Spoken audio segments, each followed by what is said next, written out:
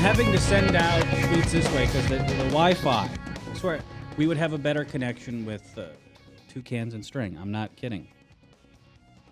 All right, Bradshaw with you here on an absolutely glorious Monday.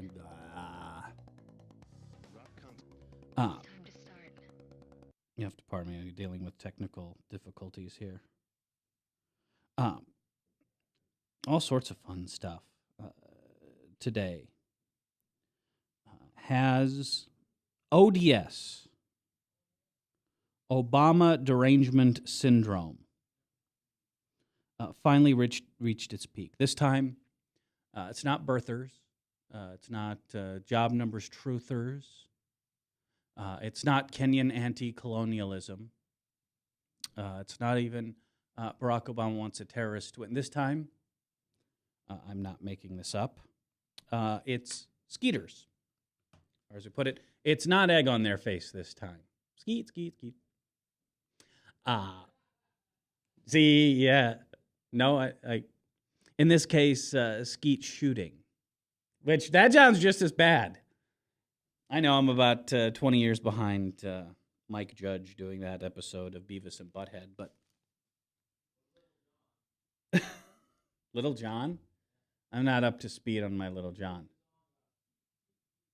Yeah, and he's talking about skeet shooting, rifle sports, obviously.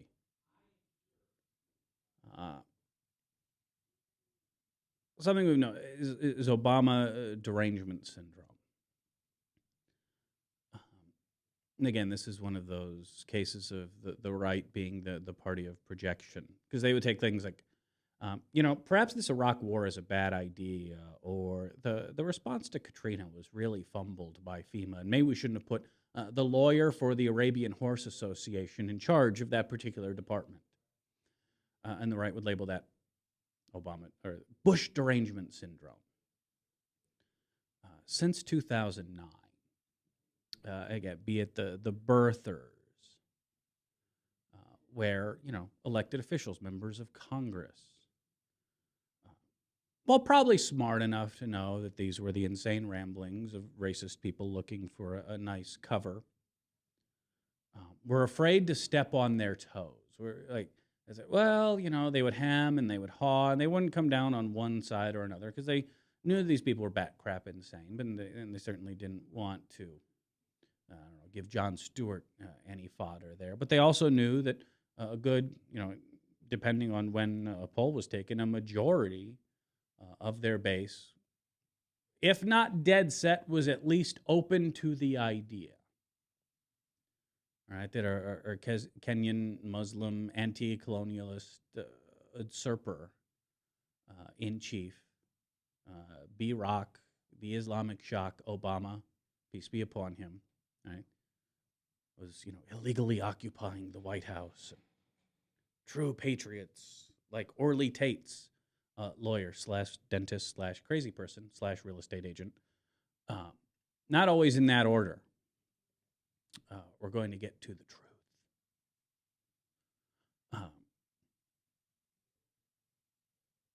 And if it wasn't, the birther conspiracy, remember in October when the jobs numbers came out, and even, people like Chuck Grassley, Jack Welch, were running around saying the numbers might be fake, or when, Hurricane Sandy hits, Grassley said, they might not release the numbers because they might be bad for Obama's reelection. Yeah, it has nothing to do with the town being shut down for a couple of days. By the way, the numbers did come out on time, and Chuck Grassley never issued an apology or even a kudos for getting the job done. Very reminiscent of the 90s. That's why so many people, were caught off guard when Hillary Clinton stepped down as Secretary of State, right? And there were Republicans saying nice things about a Clinton, which is kind of mind-blowing because for 20 years, the norm has been, when then Secretary Clinton, suffered a concussion, was in the hospital. There were people who thought that it was some sort of conspiracy to further hide the truth of Benghazi. I'm still waiting to hear what the grand unified theory of Benghazi cover-up is about. They're also, it's a cover-up. It's a conspiracy. To do what? Yeah, exactly. Still waiting to hear what the grand unified theory is. Over 20 years, it was perfectly acceptable to say anything at all about the Clintons. Like, it wasn't just, the John Birch Society. It wasn't just the wackos abducting kids in Alabama and taking them to their doom rooms. These were, national figures who were invited, on all the very serious Sunday shows. Talk about, did Hillary Clinton have Ron Brown murdered? Did they kill Vince Foster in an apartment that she owned? All right. To have lesbian affairs in and then have them drugged to a park. That was like legitimate conversation back in the 90s. It's evolved somewhat, but still a bit off. Maybe one of the better examples, just when you thought maybe the fever had broken with the re-election, right? He's not running again. We don't have to deny him a third term. We could settle more on the political side and less on the crazy. Elena Johnson, writing at the National Review, conservative piece. President Obama issued a statement yesterday to commemorate International Holocaust Remembrance Day. Seems pretty straightforward. He noted that survivors bore witness to the horrors of the cattle cars, ghettos, and concentration camps, witnessed humanity at its very worst, and know all too well the pain of losing loved ones to senseless violence. Apparently, the right wing now has a problem with calling the Nazis senseless violence. Nazism may have been an ideology which the United States was, and to which the president is implacably opposed, but it is hardly senseless. Like, we're trying to, because Obama said something, we now have to jump through intellectual hoops over Nazism. But maybe the best are the Skeeters. As, again, wingnuts dust off that copy of Photoshop they haven't had to use since Obama, issued his long-form birth certificate, to digest a photo of Obama shooting a rifle. And in this case, it was after, remarks that the president is, on skeet shooting. He shoots with the Secret Service from time to time. And, even the Washington Post jumped in like, we want to fact check this. We demand a picture. So the White House releases a picture. And, man, the right-wing truth squad is at it, again, in force. In this case, again, the Washington Post, and the various Breitbart morons, which, man, has any publication fallen further, faster? I mean, for all of Breitbart's, what I would call evilness, Andrew Breitbart himself, he was, again, evil geniuses are still geniuses. A great hype man, promoter, really learned how to pull the publicity strings. And none of the morons who have followed him seem to have that same skill. But literally, they're going after the angle of the gun. They're going after, he wasn't wearing his watch. Just crazy stuff. And I think it's just another sign. Again, the right wing is out of ideas. They moved everything this weekend, not my fault. They've got nothing other than we're not Obama. They tried that in 2012, and we saw how that turned out. What's Mitt Romney up to these days? You moved it. Don't look at me. I'm just dealing with the readjusted studio. Everything is broken. Get the Wi-Fi working. And again, I'm not someone who wants to rule by fiat. I don't think tyranny sounds all that fun, even if I'm the tyrant. And how the hell do we govern a country when one party is just dominated by loons and wackos? It has nothing to offer debate and discussion-wise. Oh, sure, they're, A-plus ranters and ravers and conspiracy mongers, doomsday preppers, you name it. But, I mean, it's amazing how little ground the Republican Party has covered, even since 2008, when their response to their second shellacking in a row was simply to inflame their base to go, no, no, no, no, no, no, no, to, well, run parallel with Republican Congress who just said no, no, no, no, no to everything that they were offered. And they're still at it 4 years later. I mean, it's a party that is beholden to their wingnuts, that is scared to death of their crazy base because they don't appeal to anyone else. Their version of reality, again, has veered so far, from our timeline, where Doc Brown and Marty McFly made everything okay. Biff Tannen's not running the town. We're back, to where we should be. Their version of reality is so far off.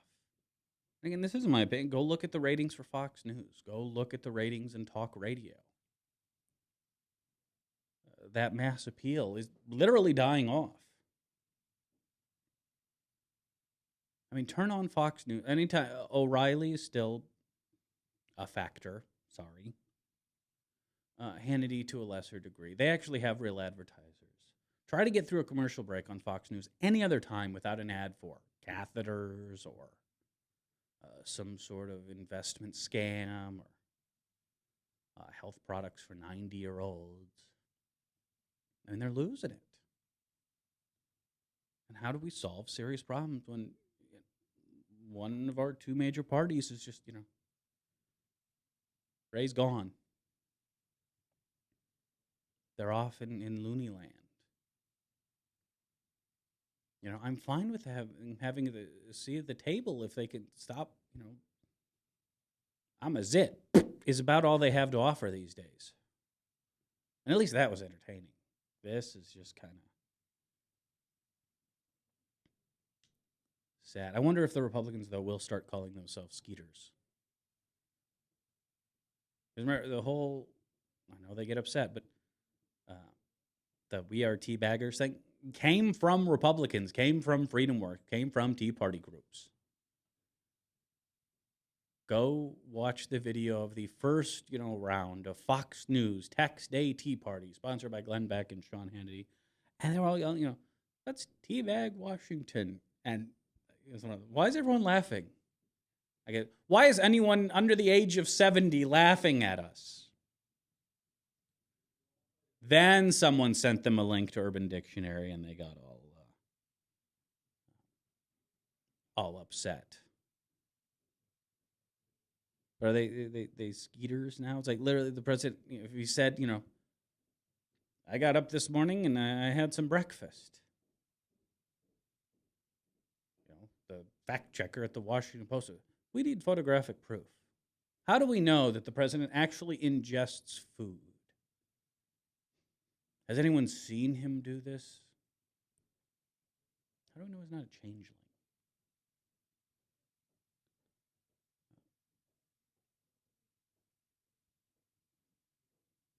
This stuff would be mildly amusing, again, if they didn't hold half the seats at the table. And it's not like we don't have, serious issues to deal with in this world. But I guess whether the Nazis were senseless is more important, I guess. And if it leads to an attack on the president, all the better.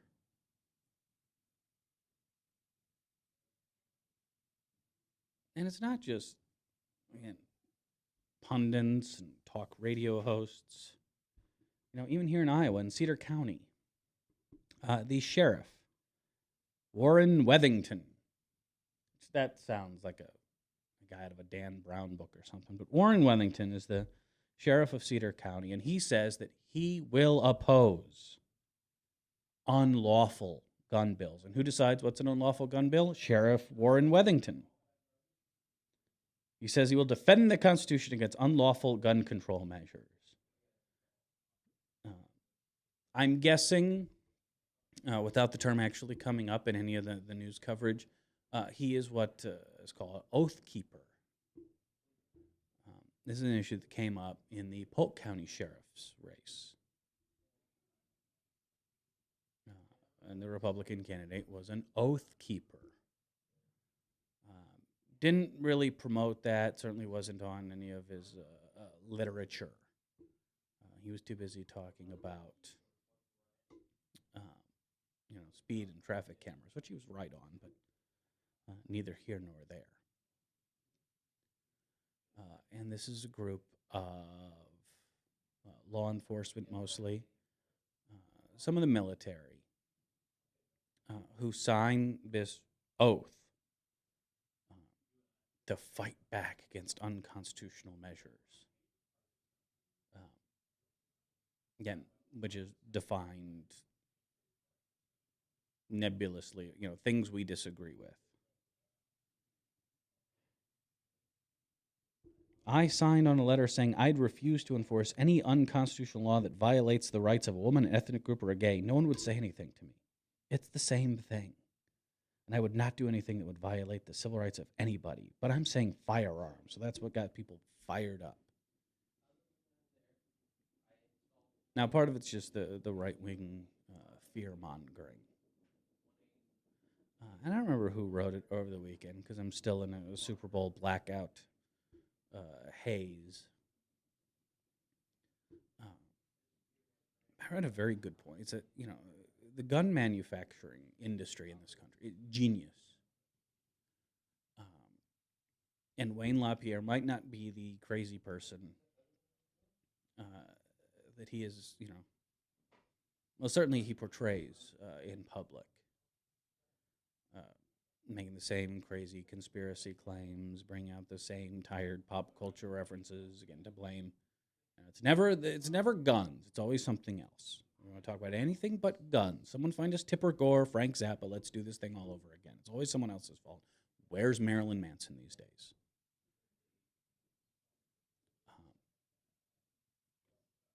Now it makes sense. This is why, pretty much, $1 for every gun sold in this country goes to the NRA. And it makes sense. The NRA, and this is the subtle genius at work.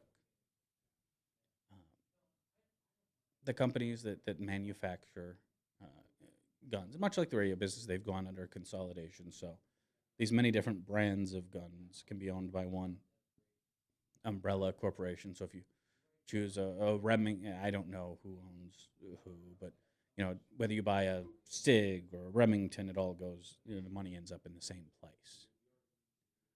And these guys have set up this wall around them. So when bad things happen due to their products, it's their own customers that take the heat. It's the NRA who steps up to be the human shield. And Wayne LaPierre gets all the attention.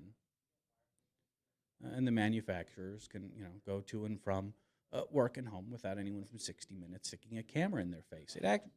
Now it all makes sense. The pieces all fit.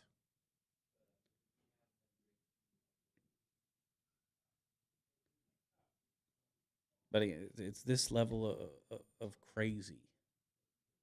Remember when it was, never criticize the president in a time of war? It's amazing how that fell by the wayside. We've even gotten to the point where Michael Brown, former head of FEMA, former head of the Arabian Horse Association, the man who short of the president, had the most power and influence and ability when it came to Hurricane Katrina, and bungled everything, immensely. Was making Superdome jokes last night. Like, there's one thing you're not allowed to joke about.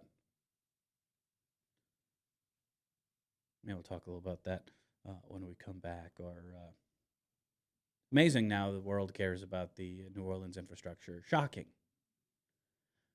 We'll talk about that. I've got some emails to read. And Steve King is making friends in high places. And at this point, you can flip a coin. Is it, again, more ripping off of the rubes and dupes and marks? Or is this an actual fight in the GOP Civil War? We'll explain when we come back. Email me at radiobradshaw@gmail.com. Follow me on Twitter, twitter.com/radiobradshaw. Or just go to thebradshawshow.com for almost all of your Bradshaw needs. Back right after this on Webcast One Live. Thanks for watching. Leach, owner and general manager of Service Legends. I brought along a couple of the home comfort heroes. Hi, I'm Tammy Wells. I am Nick Wondershad. I am administrative manager I am the senior technician from Service Legends. It seems like every good thing, when you feel it to the bone that it's good, there's a lot of hard work put behind it. I don't think that you can fake it and have it turn out good. If we seem like, okay, that's just weird, it's just a furnace, why would you believe so deeply in a furnace? It's not just that, we want to show the world that you can have good service. Yeah, it's got to be, it's your home. It's built into our daily trainings, it's built into our culture, that we're going to do whatever it takes to have each client say they love us, period. That's why we spend all the hours in the training that we do. And if we guarantee it's going to be a good experience for you, or else it's free, what type of work do you think we're going to do? There is a guarantee. Temperature selection guarantee, fixed right or it's free guarantee, comfort guarantee, best value guarantee. All of these guarantees hold us accountable to ensuring that we exceed your expectations. And if for whatever reason we'd fail and we can't make it right, we guarantee all of those guarantees with a 100% money back guarantee. If you don't think that your technician can fix it right, are you going to say that to a client? No.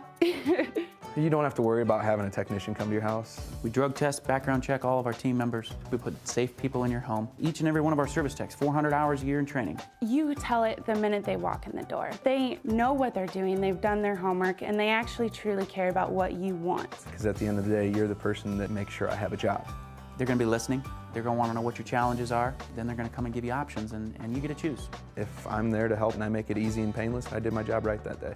Well, when it comes to your comfort, safety, and your family, you don't necessarily go buy the most expensive, but you get the most bang for your buck. Oh, it's worth it, because there's a lot of people that will find a way to get it to work right now and then leave and then come back, charge you again, and the cycle just repeats itself. So when I'm out there looking at the furnace, I want to find why it failed today. How can we change the part today with something that you're not going to have to worry about? Is it worth changing the part today?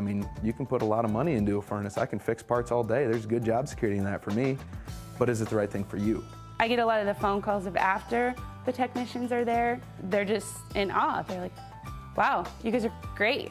I don't even know what to say. You guys are great. Everything you did was perfect. It was great. Keep going though. I like this. Just give us a try. I'm going to take all the risk. I've got the time to make this right. I've got the support to make it right. Just check us out. And if you don't see the value in what we do, fixed right or it's free or 100% money back. Enough said.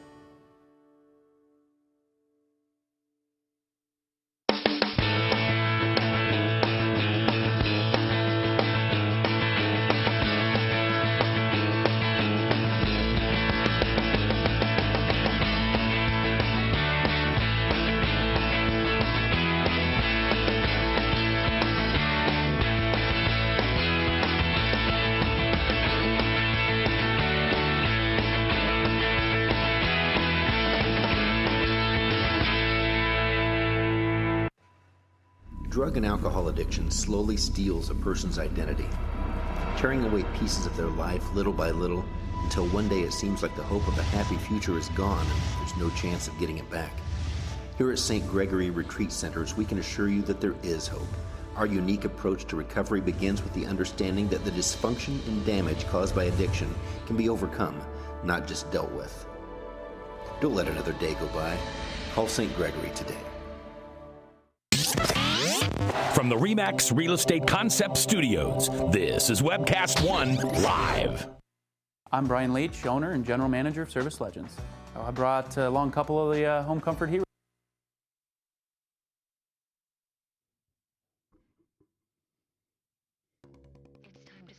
We look for things Rock concert movement number 1. to make us go. The basic head bob. Ready? All right, Bradshaw with you here. Whoa. I'm still, okay. Everything is switched around. I'm in the mirror universe. I have to grow a goatee now. All right, it's 1:55 on a Monday afternoon. Thank you for coming along. Interesting piece over the weekend as Republicans look to make some changes. By all accounts, 2012, not a good year for Republicans, and it certainly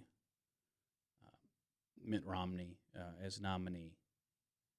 Again, I'll argue helped far more. You know, if a Santorum or a Sky Admiral Bachmann had been the nominee, you would have seen, Walter Mondale levels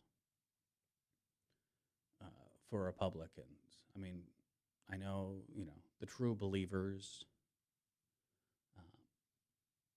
not even the Kool-Aid drinkers, the passer-outers,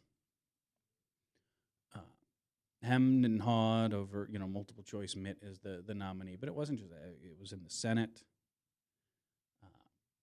And even in the House of Representatives, where Democrats pulled in 1 million plus more votes than Republicans. Only through gerrymandering are Republicans, holding on to that House. And it wasn't even close. Democrats overall in representative races pulled, I think it was, the final number was like 1.7 million more votes than Republicans. That's the power of gerrymandering. Bad times ahead. And I admit, I did a little bit of a dance and a jig, day after Election Day, as,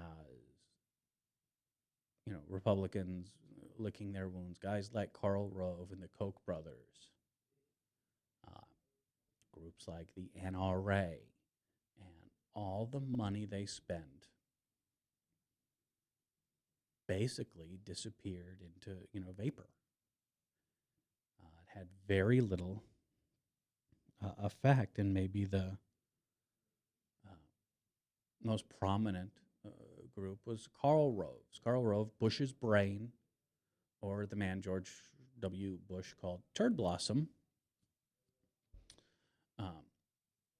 His post-Bush project was Crossroads GPS, one of those anonymous money packs with Rove at the head. Spent, $400 million to accomplish pretty much nothing. I believe the final tally was about a 1% return on investment.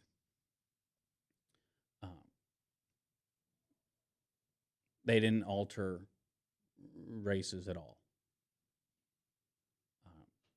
And of course, Karl Rove, I'm sure, had a lot of fun with his donors via phone after election, right? Because this guy was supposed to be the mad genius. He was supposed to have the math. I'm guessing that $400 million was a big part of why we saw the Karl Rove meltdown election night on Fox.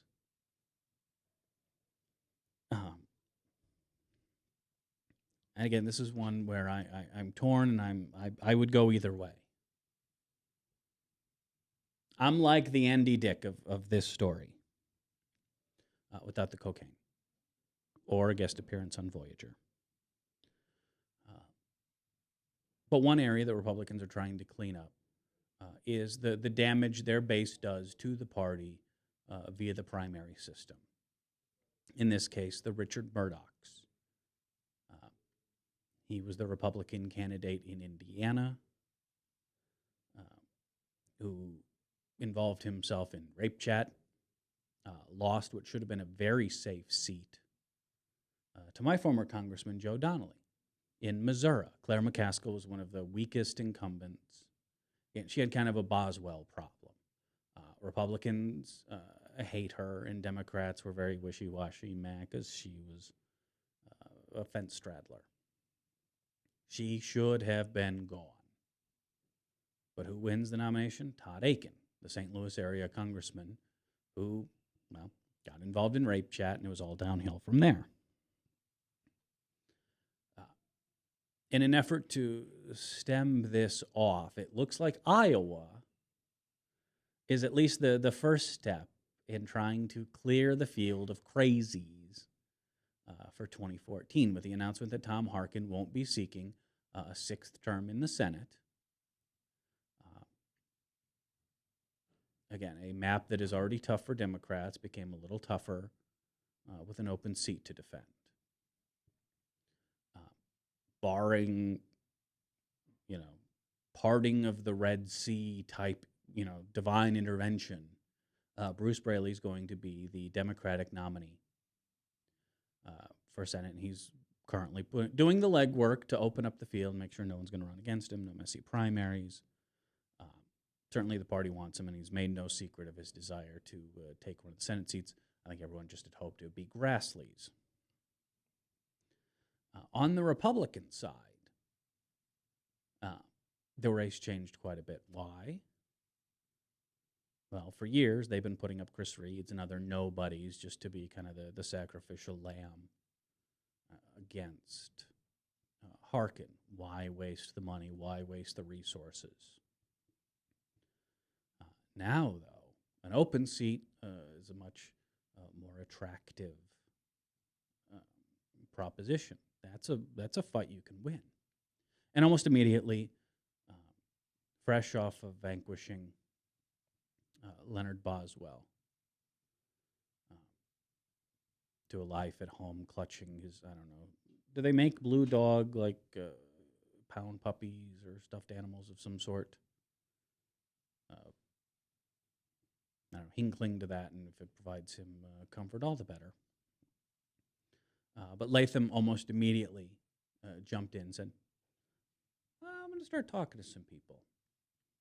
And by all accounts, he is the preferred candidate for Senate. And we'll see how he does statewide. But the other person who says that they're interested, Steve King, Iowa's own crazy man. And who has a nice, comfortable Republican advantage, even in his new district. It's not as rock solid as his old one. But with redistricting, faced probably the toughest test he's going to in the next decade in Christy Vilsack. Wins, he's set, and is now making known that he's interested. He'd talk about it. Now, I'm of the belief that Steve King is far smarter than anyone gives him credit for. Again, he has such a finely honed and tailored character. He only, appears to be the bumpkin. Again, while that act has served him very well in western Iowa, by all accounts, anyone, I think, who's followed Iowa politics anytime knows that they would make him unelectable statewide. So now, in their first, post-election move, Karl Rove's Crossroads GPS is, again, this is according to the New York Times over the weekend, reaching out to Republican donors to raise money to keep Steve King from running for Senate. And this might be the first test of these new groups' influence and power. And some on the left, like Greg Sargent over at the Washington Post, think that this is just another, fleece the donors. Steve King's not going to run anyway, so let's raise some money. And then when Steve King decides that he'd rather just safely be a congressman for the next decade and not have to worry about re-election, we can claim victory and, a decent chunk of the proceeds. Because you got to think, what's Karl Rove getting? Somewhere between 10 and 20% of that ad buy goes directly to, Karl Rove's pocketbook. So is this just another scam? It's like putting $100 on the Harlem Globetrotters over the Washington Generals and declaring yourself the betting master. Dan, if you give me $1,000, all right, I will fight tooth and nail to get the sun to rise in the east tomorrow. Are you on board? You cut me a check today? Or is this a real effort? And we'll see, because Republicans are, again, scared to death of their base. They won't even offend, the blatantly racist birthers. Would they offend their base even further? Is this something, that they're ready to do? It's certainly something they need to do. The longer they are beholden to their dead-ender base, again, the longer it's going to be till they're really a relevant party nationwide.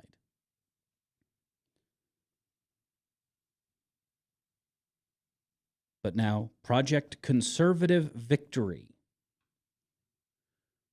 has their first target in Steve King, and it'd be interesting to see how he reacts. Des Moines Dem over at bleedingheartland.com thinks there's a possibility, wrote over the weekend, that a high-profile move like this, again, you're in the New York Times, Mr. King, might be enough just to push his buttons to do it out of spite.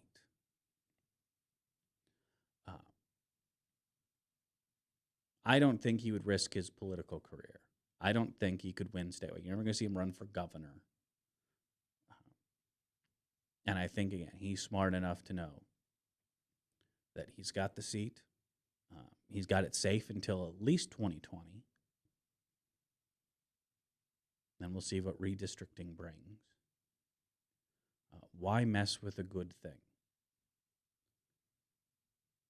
Because, one, that would be a takeover. I mean, I think you would see maybe a Christy Vilsack run again in 2014 if Steve King decides to give up the seat. And there's no guarantee he could get it back in 2016. Especially after what would be probably a very bruising Republican primary.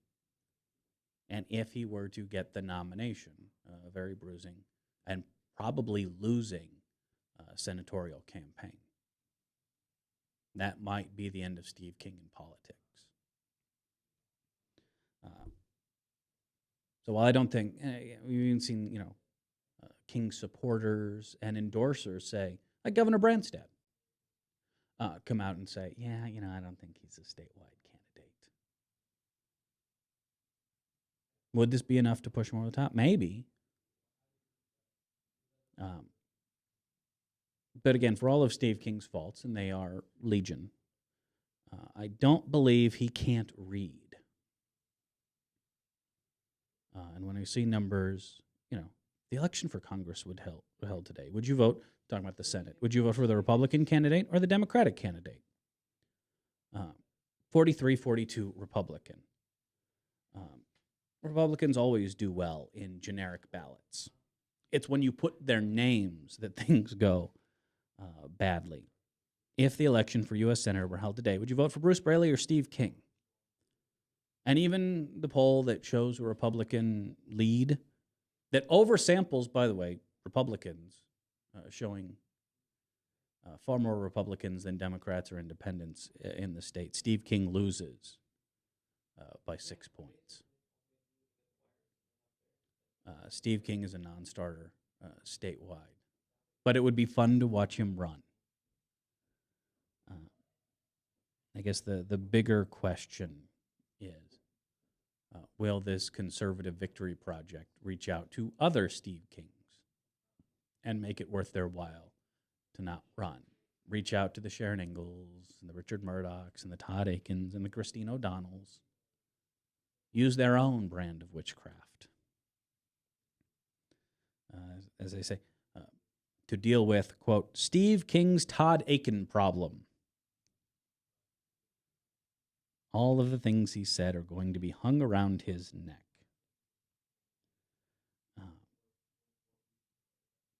We'll see if anything comes of it, but it is perhaps the first sign of the real Republican civil war. Not that they won't find new and interesting ways to try to overcome their no one likes us gap. In states like Virginia, where it looks like it's going to get shut down, Pennsylvania, ideas to go into blue states where Republicans hold the state house. This is the latest one. And break up electoral vote tallies via congressional district. And this, in some ways, is done in the state level, where Democrats, again, can have a big vote majority but still lose. The House of Representatives. I told you, 1.7 million more votes for Democrats in the House than Republicans.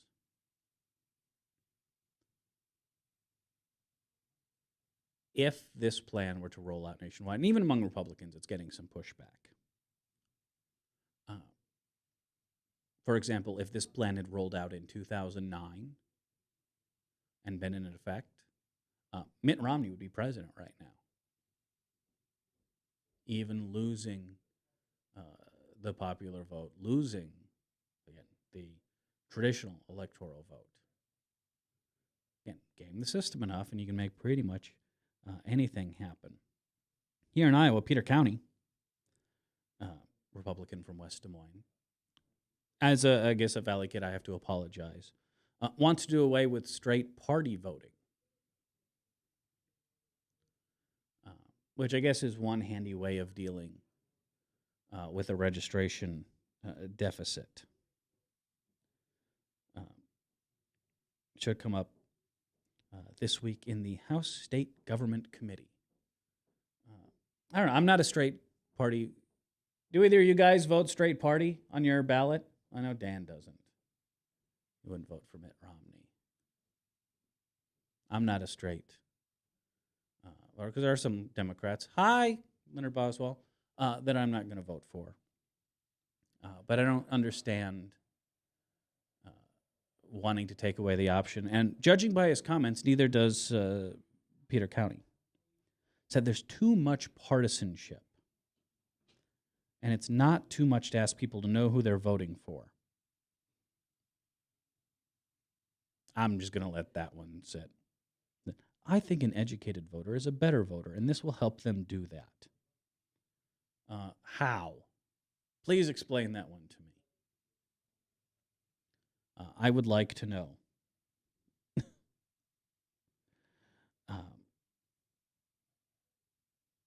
Exactly how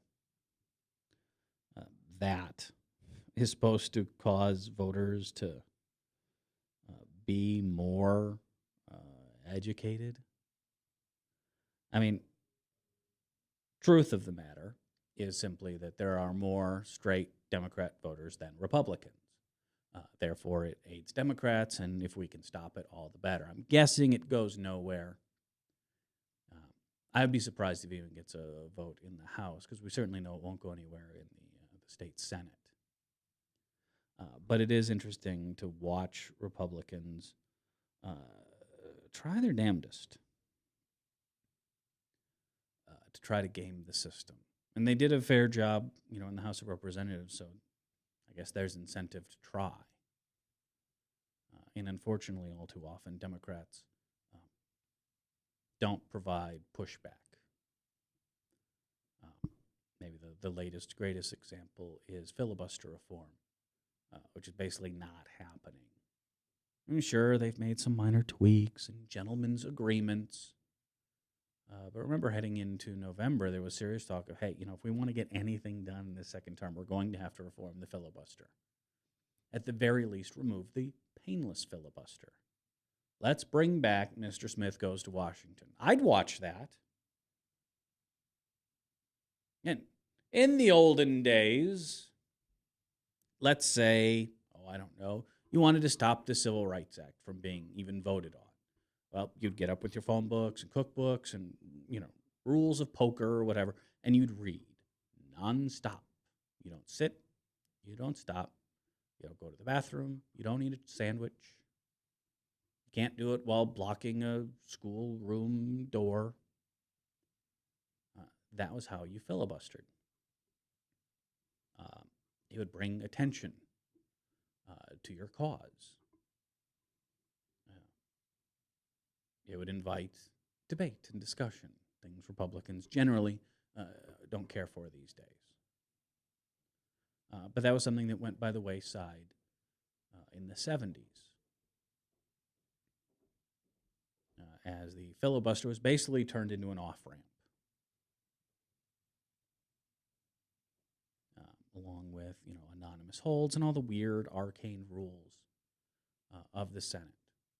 And I'm perfectly fine with not having the Senate as a straight up or down vote.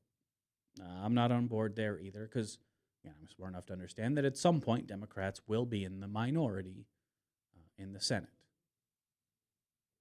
And I believe there should be minority protections in there, but they shouldn't be painless. They shouldn't be routine. I mean, Harry Reid faces more potential filibusters, in a week than guys like LBJ did in their entire Senate careers. That's just the way business is done in the Senate. It shouldn't be that way. We will become ungovernable if any kook, wacko, weirdo, or Rand Paul, well, I guess it would be all of the above, can single-handedly bring the Senate to a halt with no repercussion, no feedback, no blowback, nothing. In some cases, literally anonymously. Like, we don't know who decided to put a stop to this judge's nomination.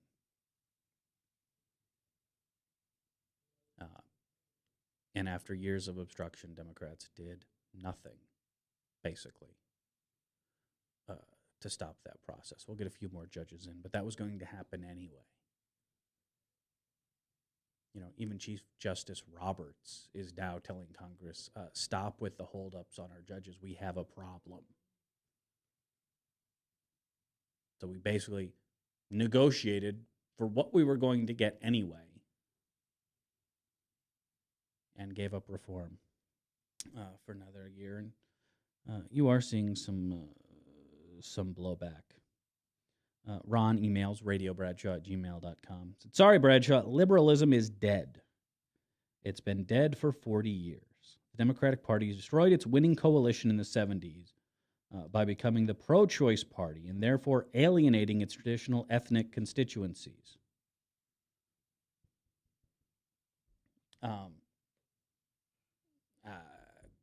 What? I mean, short of the George Bush aberration, because Karl Rove, back then at least, was smart enough to know that Latinos were something you need to do outreach to get. Walter Mondale won 66% of the Latino vote. Let that sink in. That was post Roe versus Wade. I've heard the fallacy. Oh, you all went to hell when the Democrats became pro-choice. And it's simply not the case. One, it brought a bunch of states like Washington safely into the fold. And, again, personal support for choice kind of ebbs and flows. The one thing that's been pretty consistent, and you'll notice if you read anti-choice literature, and if you can do it without your eyeballs bleeding, you're a stronger person than I.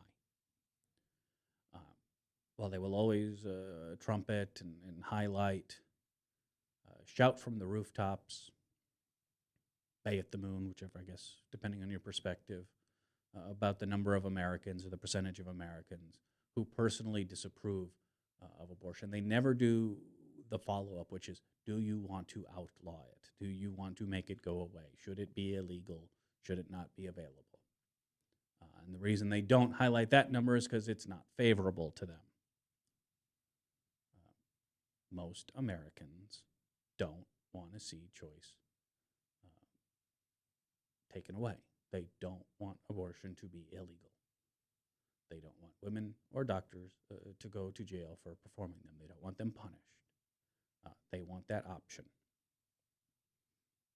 Okay? Even people like Rick Santorum, who took that option. But that's, the only moral blank isn't my blank. That's a different story. So I don't buy the premise that choice had anything to do with it. And if anything, it was the Republicans who made an issue of it. Go back to the day Roe versus Wade was decided. It was a minor story. It was not big news. It wasn't till, the fundraising potential was discovered. Now, Republicans learned it was a very lucrative issue to run on, but it certainly hasn't changed voting patterns. It doesn't bring people to the table who weren't going to vote for us, and it certainly doesn't turn away people. And if you're a single-issue choice voter, were you voting Democratic in the first place? So no, I don't buy that.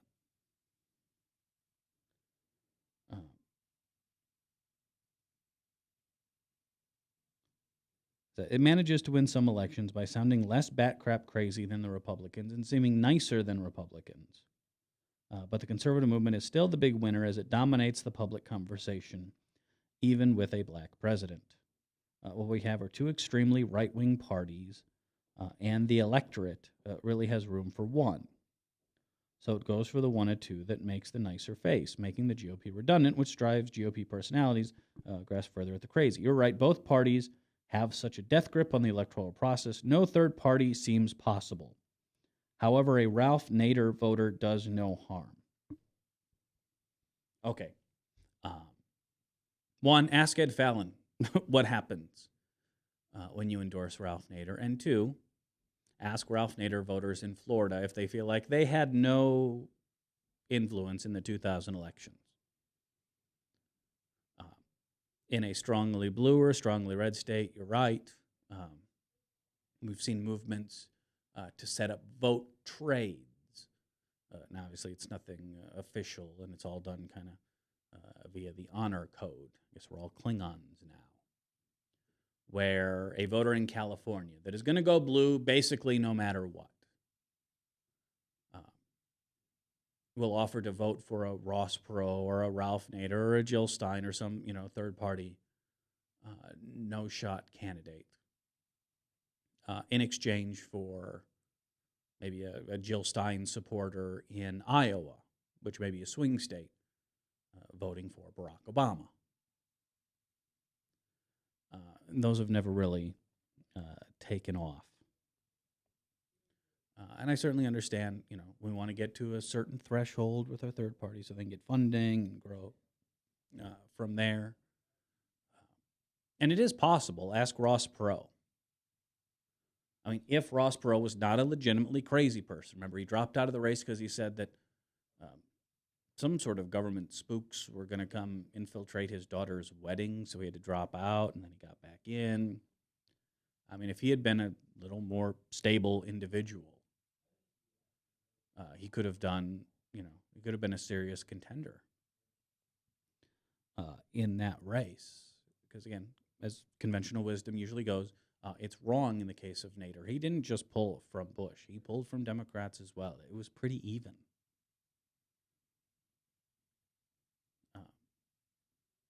The right, third-party candidate, pardon the expression, a serious third-party candidate. No, Ralph Nader is not. No, Ron Paul is not. No, Gary Johnson is not. Would be a very disruptive influence.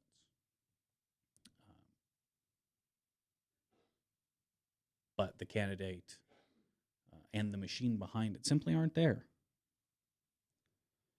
If you are waiting for rich gay folks to turn the Democrats around, good luck with that. Well, in that one particular case, we've been very successful. I'm sorry, Ryan, you're just wrong. You say the pendulum will swing back, just as likely or unlikely in both parties. There is just too much power and wealth now to allow for a revival of real democracy. Now, that's one area where I'll agree with you. I think both parties, again, as politics becomes a more and more expensive proposition. You want to run for president? You need $1 billion. Get calling. I believe the final tally so far, and it's still a work in progress, for the 2012 elections was about $7 billion. I don't know what you have in your checking account right now, but I can't cover that. Someone do them. What is $7 billion divided by 330 million? That's every man, woman, and child, just about in this country. That's your federal elections. That's what they cost. And frankly, groups like Blue Cross or Monsanto in the case of a Senator Grassley, Bain Capital in the case of a Mitt Romney, Goldman Sachs in the case of a Barack Obama. And I know, yes, that was more 2008 than 2012. Can pick up that tab far easier than you or I can. The only way to beat that, and we did a very good job of this in 2012, is to go against the flow of money. Now, again, I'm not dumb enough to believe that Karl Rove will be as stupid with his money in 2016 as he was in 2012.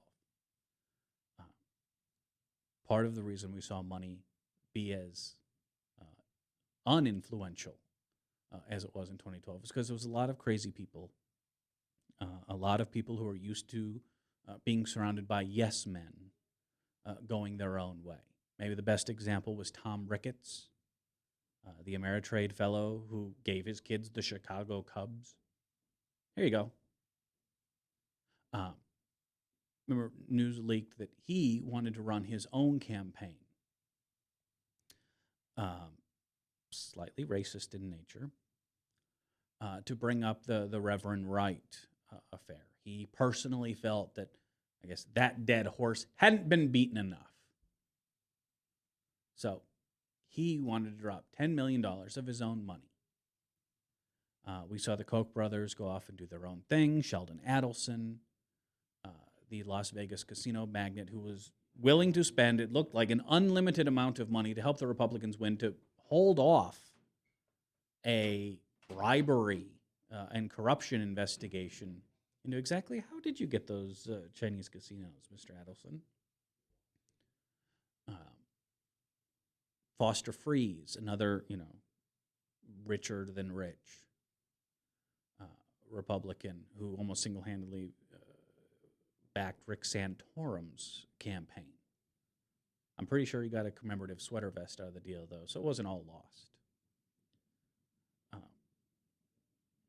But whether it's, the Amway guy in Michigan single-handedly pushing right to work and what blowback there will be there. If you're Karl Rove, and once you're done spending your time grandstanding against Steve King, if you want to survive in 2016, you need to bring these forces together, and I have no doubt, especially after shellacking Republicans got, they're going to make that happen. And the real test of Citizens United, the real test of is democracy finally for sale, is going to be 2016. You're going to see a far more coordinated effort instead of, just shooting off in every direction, Death Blossom style. Will we see a concerted, coordinated effort with cash? My guess is we will. And if they fail then, many politicians figure out that money isn't exactly the end-all, be-all. At some point, no amount of money will save Leonard Boswell. No amount of money will save Mitt Romney. Doesn't matter how much you spend. That's how we turn the ship around. That's how we make the change. Why do politicians, most of the time, do what they do? It's because we allow it. We look the other way. For all our talk, we show that we are influenced by attack ads. And if you run more ads than the other guy, you win. If you buy more TV time, if you buy more newspaper ads, hopefully, yes, it was a big money, but it was also a lot of feet on the ground. Obama machine helped turn that around. Certainly nothing but good can come from Obama for America, turning into a real political action committee now. That is going to be a big benefit going forward. But it takes people power. It takes boots on the ground because, corporations may be people, my friend, until you want to marry one. They don't get to vote yet. And CEOs, again, the 1%, haven't quite figured out exactly how to master that. There's only 2% of us. We need another 48% of the vote. How are we going to do it? And they've tried every trick in the book, and certainly they're getting less effective over time. That's how you break the sway of money. Maybe, just maybe, at that point, we can get Democrats to step forward and say, we don't need it. If we actually stand up for what we believe in, there's more of us than there are of them. We don't need to kowtow. We don't need to triangulate. And any victory that brings us is short term. Or maybe I'm just a true believer and pass the flavor aid. I guess we'll find out in 4 years. All right, email me, radiobradshaw@gmail.com. Always interested in feedback, even if I disagree with it. I'll at least explain why. Follow me on Twitter, twitter.com/Radio Bradshaw, where we'll make Ray Lewis jokes. I'm very proud of myself for not getting into that one. All the jokes, I think, were made online last night. And we'll reconvene tomorrow here at 1:30 on Webcast One Live. Thanks for watching. I will see you tomorrow. From the RE/MAX Real Estate Concept Studios, this is Webcast One Live.